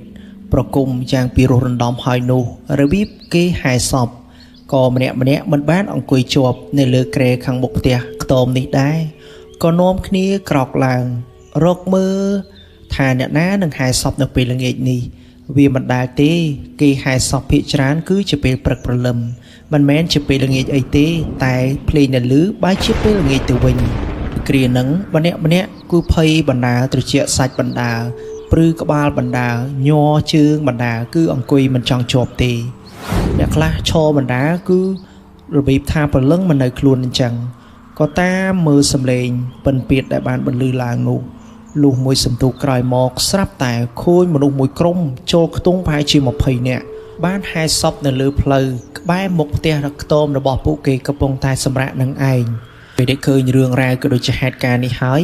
ក្នុងចំណោមបរិស4នាក់នឹងមានបរិសម្នាក់គេក៏បាននិយាយទៅកាន់គ្នាគេថា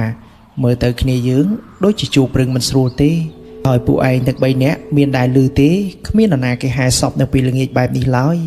គឺគេហែតែពេលព្រឹកប៉ុន្តែនេះគឺចម្លែកខ្លាំងណាស់បើតាមខ្ញុំគិតមើលទៅប្រហែលជា ការរស់នៅរបស់អ្នកភូមិនៅទីនេះគឺផ្សេងពីពួកយើងតែគេផ្សេងទៀតនោះគេក៏បាននិយាយទៅកាន់គ្នាគេដែលមិននិយាយមកកាន់គេនឹងថាមើលទៅទម្លាទម្លាប់នៅទីនេះគេផ្សេងពីពួកយើងហើយណាមួយរឿងទម្លាទម្លាប់ហែសពនេះយើងក៏មិនបានរៀនអីជ្រៅជ្រះដែរនឹងដឹងមើលទៅប្រហែលជាអ្នកនៅទីនេះគេខុសពីយើងឆ្ងាយណាស់បន្ទាប់ពីនិយាយចប់ពួកគេទាំង4នាក់ក៏នាំគ្នាអង្គុយនៅខាងមុខផ្ទះខ្ទមនឹងជាបន្តទៀតលុះមិនយូរប៉ុន្មានក៏ស្រាប់តែឃើញអ៊ំចំណាស់ម្នាក់ដែលកាន់ឈើច្រត់ដើរមកកោងរកពួកគេហើយបើមើលទៅវ័យរបស់គាត់វិញហាក់បីដូចជាមនុស្ស70ឆ្នាំជាងទៅហើយដោយសារតែដំណើរនៃការដើររបស់គាត់កោងដោយមនុស្សចាស់ជរាខ្លាំងអញ្ចឹងបន្ទាប់ពីឃើញបរិសុទ្ធចំណាស់នឹងដើរសម្ដៅបរកពួកគេក្នុងចំណោមគ្នាគេទាំង4នាក់ហ្នឹងគេក៏បាននិយាយថាមើលទៅអ៊ំប្រុសនោះចម្លែកខ្លាំងណាស់ឯងឃើញទេនោះការដើររបស់គាត់គឺញ័រកោងហើយមិនដឹងថាគាត់ធ្វើដំណើរទៅណាមកណាទេតែបើមើលនៃការដើររបស់គាត់គឺតម្រង់មករកពួកយើងហើយបន្ទាប់ពីគ្នាគេបានគិតនឹងនិយាយបែបហ្នឹងហើយក៏មិនបានទៅសួរអ៊ំប្រុសម្នាក់នឹងដែរណាមួយក៏មិនស្គាល់ថាអ្នកនៅភូមិនេះអត្តចរិតបែបណាខ្លាចថានិយាយស្ដីលើសលួសខ្វះខាតអីនាំអ្នកដែលនៅទីនេះគេប្រកាន់ក៏នាំគ្នាអង្គុយពិភាក្សាជាបន្តថាគូតែរកផ្លូវត្រឡប់មកទីវត្តអារាមវិញតាមផ្លូវណាបន្ទាប់ពីពួកគេនិយាយបែបហ្នឹងរួចក៏ងាកមុខសម្លឹងមកកាន់គ្នាគេវិញមិនបានសម្លឹងទៅកាន់អ៊ំប្រុសម្នាក់នឹងទេចំណែកអ៊ំប្រុសម្នាក់នឹងវិញអំឡុងពេលដែលពួកគេនិយាយបែរមុខមករកគ្នានឹងស្រាប់តែគាត់ដើរមកដល់ខាងក្រោយខ្នងភ្លាមគឺលឿនមែនទែនដំបូងគឺនៅចម្ងាយឆ្ងាយទេពួកគេមើលពីចម្ងាយឃើញថាអ៊ំនឹងគឺកោងដើរកាន់ជួយច្រត់មកញ័រហើយបើតាមពួកគេស្មានទេដំណើររបស់គាត់ប្រហែលជា4-10នាទីអីទើបធ្វើដំណើរមកដល់ពួកគេប៉ុន្តែមែនឯណាគ្រាន់តែគេងាកមុខរកគ្នាភ្លាមស្រាប់តែលឺសំឡេងឈរច្រត់កុបដើរមកជិតដល់ពួកគេតែម្ដងប្រហែលជាចម្ងាយត្រឹមតែ3ម៉ែត្រអីទេគឺដល់ពួកគេកន្លែងដែលគេអង្គុយនឹងពេលដែលដល់ភ្លាមអ៊ំប្រុសដែលមានវ័យចំណាស់នឹងក៏បានសួរទៅកាន់បរិសុទ្ធទាំង4នាក់នឹងថាក្មួយជាអ្នកស្រុកណាដែរមកដល់ភូមិរបស់អ៊ំនឹងហើយជាមិនបានប្រាប់អ៊ំសំបីតែមួយម៉ាត់ក្នុងចំណោមគ្នាគេទាំង4នាក់នឹងស្ដាប់ពាក្យសម្ដីអ៊ំប្រុសនឹងហើយគេក៏បាននិយាយទៅកាន់អ៊ំប្រុសម្នាក់នឹងថាឲ្យខ្ញុំនិយាយជាមួយអ៊ំយ៉ាងម៉េចបើខ្ញុំមិនដែលស្គាល់អ៊ំផងនឹងហើយណាមួយខ្ញុំក៏មិនបានដឹងថាអ៊ំជានរណាដែរ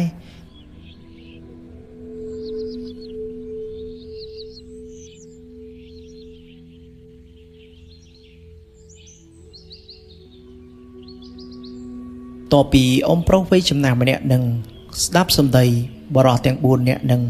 និយាយទាំងគំរោះគំរើយដាក់គាត់ក៏មិនបានតបដែរគ្រាន់តែគាត់ធ្វើដំណើរបន្តទៅមុខអង្គប់បណ្ដាជ្រួមជាមួយនឹងឈើច្រត់ដែលនៅក្នុងដៃហ្នឹងប៉ុន្តែគឺគាត់ដើរបណ្ដាគឺងាកមកខាងក្រោយរហូតរបៀបថាទុកមុខលោកខ្មើហើយក៏សម្លឹងមកកាន់បរិសុទ្ធនោះដោយមិនដាក់ភ្នែកនោះទេហើយក្រុមគ្នាបរិសុទ្ធទាំង4នាក់នឹងវិញពីថាគេនិយាយឌឺដងហើយមើងងាយទៅកាន់អ៊ំប្រុសម្នាក់នឹងទៀតផងដោយបរិសុទ្ធម្នាក់ក្នុងចំណោមគ្នាគេនិយាយថាតានេះចាស់ហើយមកចង់រករឿងវាយពាក្យវាយសម្ដីដាក់ក្រុមឯងទៀតមើលទៅចាស់មិនព្រមចាស់ពិតមែនអញមិនចង់លេងទេចាស់ហើយតែបើចាស់ឆ្លើយមិនប្រកាសថាមិនតបតទេវើយគេបានបោះពាក្យបែបនឹងតែម្ដងចំណែកបរិសុទ្ធម្នាក់ទៀតដែលក្នុងចំណោមគ្នាគេនឹងដូចគ្នាគេបាននិយាយប្រាប់ទៅកាន់បរិសុទ្ធដែរនិយាយថាឲ្យអ៊ំប្រុសដែលមានវ័យចំណាស់កាន់ឈើច្រត់នឹងថាអានេះមកភូមិរបស់គេវើយកុំនិយាយពាក្យសម្ដីអីអសរោះបែបហ្នឹងរឿងណាដែលអត់បានគឺអត់ទៅកុំនិយាយមាក់ងាយវាមិនល្អនោះទេណាមួយបើតាមវ័យរបស់គាត់អាចធ្វើជាឪពុករបស់យើងបានទៀតផងណាកុំនិយាយតែផ្ដេសតែផ្ដាស់វាមិនល្អទេមានមាត់កុំចេះតែហាវើយលេខមកកាន់បរិសុទ្ធដែលត្រូវបានបរិសុទ្ធម្នាក់ទៀតថាឲ្យនោះរបៀបថាគឺខឹងមែនតើគេក៏បានក្រោកភ្លាមហើយទៅក្បួចកអាវបរិសុទ្ធដែលស្ដីឲ្យគេនឹងបន្ទាប់មកទៀតគេក៏បាននិយាយថានិយាយថាម៉េចមិញនឹងអញមិនចង់ប៉ះពាល់គ្នាឯងទេវើយតែបើឯងនិយាយឆ្លើយកុំថាឡើយអ៊ំប្រុសម្នាក់ហ្នឹងសំបីតែឯងក៏អញមិនຕົកមុខឲ្យដែរអំឡុងពេលហ្នឹងចេះសំណាងមានគ្នាគេម្នាក់ទៀតគេក៏បាននិយាយថាអាពីរនាក់ឯងស្ងាត់មាត់ទៅមើលហើយឯងមិនចង់ត្រឡប់ទៅវិញទៅអីមិនតន់រកផ្លូវត្រឡប់ទៅកន្លែងរបស់យើងផងបែរជាខំគ្នាដូចឆ្កែនៅទីនេះទៅហើយពួកឯងម្នាក់ឯងគិតអីក្នុងខ្លួនហ្នឹងហើយអានេះក៏អញ្ចឹងដែរគ្រាន់តែមនុស្សចាស់ម្នាក់ក៏និយាយមាក់ងាយលើកមុខលើកក្រោយកុំនិយាយពាក្យបែបនេះអីវាមិនសម យើងចូលមកភូមិរបស់គេចុះប្រសិនបើកូនចៅរបស់គេស្ដាប់ឮតើគេគិតយ៉ាងណាចំពោះឯងណែជាមួយនេះវិញនិយាយអប់រំឲ្យស្រួលទៅសិតតែគ្នាឯងតាមិនបាច់វាយពាក្យវាយសម្ដីអីទេវានាំតែលឺលុះហើយចាប់ពីពេលនេះទៅឈប់រករឿងគ្នាទៀតធ្វើយ៉ាងណារកផ្លូវចេញពីទីនេះឲ្យបានសិនទៅចាំឆ្លោះប្រកែកគ្នាក្រឡេកមកមើលបរិះទាំងពីរនាក់នឹងវិញបន្ទាប់ពីស្ដាប់គ្នាគេនិយាយហើយនឹងគេក៏ស្ងាត់រៀងខ្លួនប៉ុន្តែមើលទៅទឹកមុខម្នាក់កំពុងតែគុំគួនមិនបានអភ័យទោសឲ្យគ្នាទេគ្រាន់តែថាអំឡុងពេលហ្នឹងវាជាពេលបថុចញុចដែលត្រូវសាមគ្គីគ្នាតែប៉ុណ្ណោះពេលភ្លាមនឹងដែរបរិះម្នាក់ដែលស្ដីឲ្យពួកគេហ្នឹងក៏បាននិយាយទៅកាន់ក្រុមគ្នាគេហ្នឹងថាឥឡូវមេឃក៏វិចិត្រយប់ហើយដែរយើងទាំងអស់គ្នាឆាប់រៀបចំកន្លែងសម្រាកទៅណាមួយក្មេងប្រុសនោះវាបានទៅប្រាប់ម្ដាយរបស់វាហើយថាពួកយើងមកសុំសម្រាកនៅទីនេះហើយបន្តិចទៀតគេនឹងត្រឡប់មកវិញយើងនឹងអាងសុំកន្លែងគេស្នាក់នៅហើយសុំបាយគេមួយពេលហើយពួកឯងទាំងពីរនាក់រៀបរឹកឲ្យល្អផងកុំឃើញម្ចាស់គេហើយឆ្មាំងឆ្មៃគឺវាមិនល្អនោះទេប៉ុន្មាននាទីក្រោយមកស្រាប់តែស្ត្រីម្នាក់ហ្នឹងរួមទាំងកូនរបស់គេក៏បានដើរត្រឡប់មកផ្ទះគេវិញពេលហ្នឹងក្នុងចំណោមបរិះទាំង4នាក់ហ្នឹងក៏បានកលេចឃើញដោយសារតែគេចំណាំមុខក្មេងដែលមកប្រាប់គេនោះដោយគេនិយាយទៅកាន់គ្នាគេថាអេពួកឯងអាយកលេចទៅមើលនោះក្មេងប្រុសម្នាក់នោះឯងដែលមកប្រាប់ថាផ្ទះនេះជារបស់គេនឹងឯងហើយឥឡូវមើលទៅនោះប្រហែលជាម្ដាយរបស់គេឃើញគេកាន់ចានមួយយ៉ាងធំមិនដឹងថាគេដាក់សម្លឬក៏ដាក់អីទេបើតាមមើលទៅប្រហែលជារបស់ក្នុងចានដែលគេកាន់ហ្នឹងប្រហែលជាសម្លដែលគេយកមកឲ្យពួកយើងក៏មិនដឹងដែរ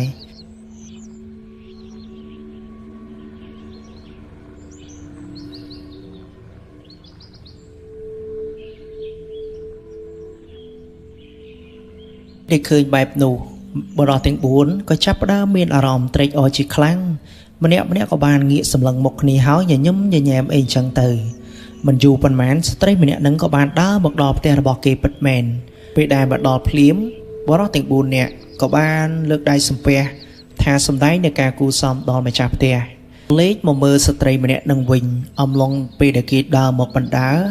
គឺគេធ្វើទឹកមុខបណ្ដារបៀបថាពេលដែលមកដល់ភ្លាមមិនទាន់បាននិយាយអ្វីផងនឹងស្រាប់តែគេលើកដៃចង្អុលមុខទៅកាន់បរិះទាំង4នឹងថាចេញពីផ្ទះអញចេញពីផ្ទះអញទីនេះមិនស្វាគមន៍ពួកឯងទេកន្លែងរបស់ពួកឯងនៅឯណាត្រឡប់ទៅវិញទៅបរិះម្នាក់ក្នុងចំណោមគ្នាគេក៏មានចិត្តខឹងសម្បាទៅកាន់ស្ត្រីម្នាក់នឹងដោយសារតែបែរជាពួកគេខំក្រោកឡើងសំពះយាយគូសំទៅកាន់ស្ត្រីដែលជាម្ចាស់ផ្ទះនឹងសម្ដីយ៉ាងពីរោះពិសាបែរជាទទួលបាននៅការតបមកវិញពាក្យសម្ដីគំរោះគំរើយគេទ្រាំមិនបានទេដោយគេនិយាយថាខ្ញុំនៅទីនេះក៏ពិតមែនក៏ប៉ុន្តែខ្ញុំបានសុំកូនរបស់អ្នកហើយខ្ញុំមិនបានអង្គុយនៅទីនេះដោយមិនបានសុំត្រឹមត្រូវទេហើយទោះបីព្រមមិនព្រមឲ្យពួកខ្ញុំនៅក៏មិនគួរណានិយាយមាក់ងាយបែបហ្នឹងដែរគឺវាមិនសមនោះទេស្ត្រីម្នាក់នឹងវិញបន្ទាប់ពីគេបានស្ដាប់ពាក្យសម្ដីបរិះដែលនិយាយថាគេនឹងហើយគេក៏ចាប់ផ្ដើមបើកភ្នែកធំហើយគឺគេឈរបណ្ដាគឺគេរីកមៀតបណ្ដាបរិះទាំង4ឃើញហើយពេលដែលមិនស្រួលបែបហ្នឹងម្នាក់ក៏ចាប់ផ្ដើមភ័យញ័រដៃញ័រជើងហើយមិនមែនអង្គុយនៅកន្លែងហ្នឹងទៀតទេបងប្អូនគឺចាប់ផ្ដើមរត់ឲ្យប្រសាយចេញពីផ្ទះហ្នឹងតែម្ដងពេលដែលរត់បណ្ដាគិតបណ្ដាថាដោយពួកគេនិយាយថាយើងឆាប់រត់ឲ្យលឿនទៅអាងនឹងរកផ្លូវត្រឡប់ទៅភូមិវិញបើនៅទីនេះទៀតមើលទៅសូម្បីតែជីវិតរក្សាមិនគង់ផងអ្នកនៅទីនេះម្នាក់សុទ្ធតែជាមនុស្សគួរឲ្យខ្លាចនិយាយពាក្យសម្ដីមកម្ដងគឺពិបាកស្ដាប់ខ្លាំងណាស់ក្រឡេកមកមើលបរិះម្នាក់ដែលត្រូវបានគ្នាគេវាយឲ្យដួលនៅលើសាលាឆាន់នោះក៏បានដឹងខ្លួនត្រឡប់មកវិញពេលដែលដឹងខ្លួនភ្លាមគេក៏ចាប់ផ្ដើមសម្លឹងរកមើលគ្នារបស់គេទាំង4នាក់នឹងប៉ុន្តែជាអកុសលគឺគ្នាគេនឹងគឺមិនបាននៅលើសាលាឆាន់ទេបន្ទាប់ពីគេត្រូវបានគ្នាគេវាយឲ្យសន្លប់នឹងឯងហើយបរិះដែលសន្លប់នឹងគឺដោយបងប្អូនដឹងអញ្ចឹងគេគឺជាប្រធានដែលអ្នកដឹកនាំក្រុមតែម្ដងពេលដែលគេស្រែកហៅមិនលឺមាននរណាឆ្លើយតបគេក៏បានយកត្រណូលភ្លើងដែលនៅលើសាលាឆាន់ហ្នឹងអុចហើយចុះតាមកាំជណ្ដើរមកខាងក្រោមពេលដែលគេឈានជើងមករកកាំជណ្ដើរស្រាប់តែឃើញវត្ថុស័ក្តិសិទ្ធិដែលគេឲ្យទៅកាន់កូនក្រុមរបស់គេហ្នឹងមានកថាមានខ្សែកព្រះអីជាដើមហ្នឹងគឺនៅលើកាំជណ្ដើរទាំងអស់គឺអត់មានរបស់នរណាម្នាក់ដែលយកទៅតាមខ្លួននោះទេគ្រាន់តែបរិះនឹងប្រទះឃើញរបស់ស័ក្តិសិទ្ធិទាំងអស់នឹងភ្លាមរូបគេក៏ចាប់ផ្ដើមមានអារម្មណ៍ផិតភ័យបុកពោះជាខ្លាំង ហើយសម្លឹងទៅមើលដើមឈើដែលឃើញស្ត្រីម្នាក់កំពុងតែរាំល្បុតល្បុនរួមទាំងក្រុមភ្លេងដូរតន្ត្រីបែបបុរាណប្រគំថែមនោះក៏មិនឃើញស្រមោលគ្នាគេនៅទីនោះដែរឃើញតែដើមឈើទទេតែប៉ុណ្ណោះក៏ចាប់ផ្ដើមប្រមូលវត្ថុស័ក្តិសិទ្ធិដាក់នៅក្នុងថង់យាមរបស់គេហើយគេក៏យកភ្លើងត្រណូលមួយដើមដែលកាន់នៅក្នុងដៃនឹងរត់ទៅកន្លែងដើមឈើនឹងយ៉ាងលឿនមែនទែនពេលដែលទៅដល់គេដើរឆ្វែលចុះឡើងជុំវិញដើមឈើនឹងចេះតែស្រែកហៅគ្នាគេនឹងក៏មិនឃើញដែរបន្ទាប់មកគេក៏ចាប់ផ្ដើមប្រើនៅមន្តគាថាអធិដ្ឋានចិត្តគេក៏បានប្រមាលមើលឃើញថាគ្នារបស់គេនឹងត្រូវបានពពួកខ្មោចព្រាយវិញ្ញាណអថ័ន្ទដែលនៅក្នុងវត្តនឹងនាំយកទៅកន្លែងរបស់ពួកគេអស់ហើយ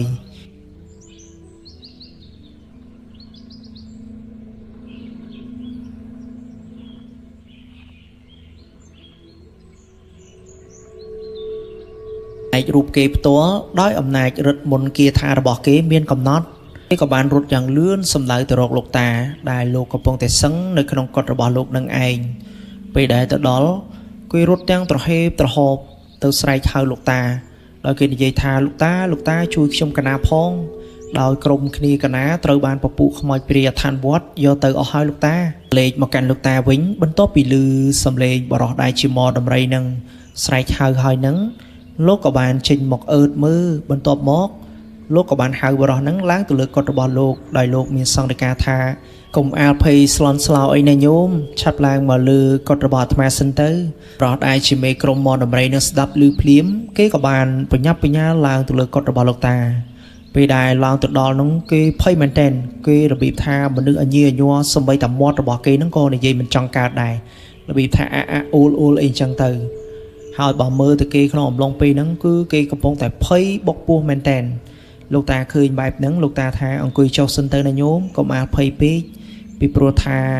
ក្រុមគ្នារបស់ញោមហ្នឹងសុទ្ធតែមានជោគជតាកម្មរបស់គេតាំងពីអតីតកាលមកម្លេះហើយរឿងដែលគេឃើញរឿងដែលគេបានជួបនេះមិនមែនជារឿងចាយដនទេណាញោមគឺរឿងដែលគេមកជំរះកម្មចាស់របស់គេតពីបរោះដែលជាមេក្រុមដឹកនាំក្នុងចំណោមគ្រូសៀកឬក៏ក្រុមមដំរីហ្នឹងគេស្ដាប់ឮហើយគេក៏ហាក់បីដូចជាមានអារម្មណ៍ស្ងប់នៅក្នុងចិត្តបន្តិចប៉ុន្តែទោះបីជាយ៉ាងណាក្នុងនាមជាអ្នកដឹកនាំក្រុមមនោសញ្ចេតនាចំពោះមនុស្សក្រមអាវ៉ាតគឺមានជ្រាលជ្រៅខ្លាំងណាស់ណាមួយក្រុមគ្នាគេនេះជាមិត្តភ័ក្តិឬក៏ជាពួកម៉ាក់ជាមួយគ្នាតាំងពីតូចមកម្លេះហើយក៏ជាអ្នកភូមិស្រុកជាមួយគ្នាទៀតផងភ្លាមនឹងដែរលោកតាក៏បានរំលឹកពីសង្ឃដីការបស់លោកមុនពេលយប់ចូលមកដល់ដោយលោកតាមានសង្ឃដីកាថាញោមទាំងអស់គ្នាមានចាំទេអំឡុងពេលដែលគិម៉ោង6ចូលចិត្តម៉ោង7អាត្មាមានសង្ឃដីកាប្រាប់ទៅកាន់ញោមទាំងអស់គ្នាហើយថាហាមដាច់ខាតពេលយប់ប្រលប់ចុះទៅក្បែរអណ្ដូងទឹកបុរាណនេះពីព្រោះថានៅទីហ្នឹងគឺមានអាថ័ន្តដែលតាំងពីយូរលង់ណាស់មកហើយដែលគេចងទុកប្រសិនបើញោមចុះទៅនៅពេលកណ្ពាក់កណ្ដាលអាត្រៀតបែបហ្នឹងកត់ណាស់នឹងត្រូវពពួកបរិវារខ្មោចព្រាយដែលយាមនៅស្រះអណ្ដូងទឹកហ្នឹងនឹងតំណែងខ្លួនធ្វើនេះធ្វើនោះហៅពួកញោមទាំងអស់គ្នាចុះទៅបរោះដែលជាមេក្រុមមកដំរីស្ដាប់រួចហើយគេក៏បានតបមកកាន់លោកតាថាមិនមែនកណាមិនស្ដាប់សង្ឃដីការបស់លោកតាទេប៉ុន្តែអំឡុងពេលហ្នឹងមុនវិជារបស់កណាហាក់បីដូចជាមិនធ្វើអីបានតតែសោះទោះបីកណាព្យាយាមចងសីមាយ៉ាងណាក្តីក៏មិនអាចឈ្នះរិទ្ធអំណាចនៃសំឡេងរំដំពពួកខ្មោចព្រាយទាំងអស់នោះដែរចំណែកឯក្រុមគ្នាកណាទាំង4នាក់វិញពួកគេម្នាក់គឺស្ដាប់កណាមិនចូលទៅជាទេទោះបីកណាខំនិយាយពាក្យសម្ដីបែបណាក៏ពួកគេទាំងអស់នោះនៅតែវិនិច្ឆ័យនៅតែចង់ទៅមើលស្ត្រីម្នាក់ដែលគេរំនៅខាងក្រោមដើមឈើនឹងឯងបន្ទាប់ពីលោកតាបានស្ដាប់នៅរឿងរ៉ាវគេនិយាយចប់ហើយលោកក៏អង្គុយបណ្ដាដកដង្ហើមធំបណ្ដាបន្ទាប់មកលោកតាក៏បានមានសង្ឃដីកាថាមនីទីណាញោមធ្វើចិត្តឲ្យស្ងប់ហើយញោមតាំងសមាធិបន្តិចទៅបន្ទាប់មកញោមដកព្រលឹងរបស់ញោមទៅជួយក្រុមគ្នារបស់ញោមបានហើយណាញោមហើយរឿងដែលនៅសេសសល់ចាំអាត្មាជាអ្នកជួយអំឡុងពេលហ្នឹងបន្ទាប់ពីគេបានស្ដាប់សង្ឃដីការបស់លោកតារួចគេក៏បញ្ញាប់បញ្ញាលធ្វើកិច្ចសមាធិហើយដកនៅដួងព្រលឹងរបស់គេទៅជួយគ្នារបស់គេមកប៉ុន្តែទោះបីជាយ៉ាងណាក្តីបើសិនជាគេមិនមានអ្នកនាំផ្លូវចូលទៅកន្លែងដែលគ្នាគេទៅនោះក៏គេមិនអាចទៅជួយសង្គ្រោះគ្នារបស់គេទាន់ពេលវេលាដែរហើយរឿងរ៉ាវទាំងអស់នេះខ្ញុំសូមបញ្ចប់តែត្រឹមនេះរាល់ពាក្យសម្ដីខុសឆ្គងដោយប្រការណាមួយក៏សូមខន្តីអភ័យទោសដល់បងប្អូនទាំងអស់គ្នាដោយសារតែពាក្យសង្ឃស័ព្ទខ្ញុំមិនសូវបានជាសិក្សាស៊ីជម្រៅអីប៉ុន្មាននោះទេ រាល់ការប្រើប្រាស់ដ៏ខុសឆ្គងដោយប្រការណាមួយក៏សូមអភ័យទោសទៅកាន់បដិជគុណគ្រប់អង្គដូចជាបងប្អូនទាំងអស់គ្នាដែលបានសិក្សាផ្នែកពធយ៉ាងស៊ីជម្រៅនោះហើយក៏អរគុណបងប្អូនទាំងអស់គ្នាយ៉ាងជ្រាលជ្រៅបំផុតដែលខំឆែកពេលវេលាដ៏មានតម្លៃសម្រាប់រឿងនេះតាំងពីដើមរហូតដល់ចប់ហើយរឿងក្រោយខ្ញុំនឹងលើកយកនៅរឿងរ៉ាវជាបន្តបន្ទាប់ទៀតនៃដំណើរជីវិតរបស់លោកតាក៏ដូចជា